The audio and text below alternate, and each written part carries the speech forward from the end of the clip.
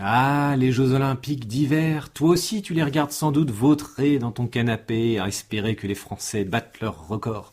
Mais savais-tu que pendant longtemps les sports d'hiver n'étaient pas jugés assez nobles pour être officiellement des Jeux?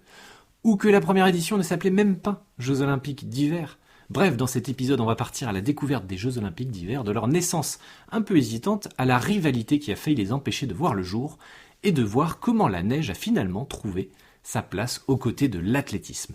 Mais avant, je te laisse claquer ton plus gros pouce bleu et aussi à t'abonner pour soutenir cette chaîne et son contenu. Aujourd'hui, ça paraît évident. Tous les 4 ans, on regarde du ski, du patinage, du hockey, du biathlon, on voit des athlètes glisser à des vitesses complètement absurdes sur de la glace et on trouve ça normal. Mais au début du XXe siècle, ce n'était pas si simple. Les Jeux Olympiques modernes, relancés en 1896 par Pierre de Coubertin, et j'ai fait un épisode là-dessus si vous voulez aller l'écouter, ces Jeux Olympiques modernes sont pensés pour l'été. Athlétisme, natation, gymnastique. La neige, c'est pas vraiment au programme, hein. Et surtout, un problème majeur se pose. Les pays nordiques organisent déjà leurs propres compétitions de sport d'hiver. Elles sont prestigieuses, elles sont très populaires, et ils ne veulent pas qu'un événement olympique vienne leur faire de l'ombre. Résultat, pendant des années, on hésite, on discute, on contourne, bref, on ne fait pas grand-chose.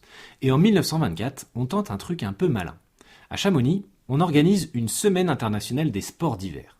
Ce n'est pas officiellement les Jeux Olympiques d'hiver, c'est juste une semaine, tranquille, sans pression, mais qui ressemble un peu à des Jeux Olympiques d'hiver. Sauf que le succès est énorme. Le public adore, les athlètes répondent présents et l'événement fonctionne vraiment bien. 2 ans plus tard, le comité international olympique décide que finalement, c'était bien eux les premiers Jeux Olympiques d'hiver.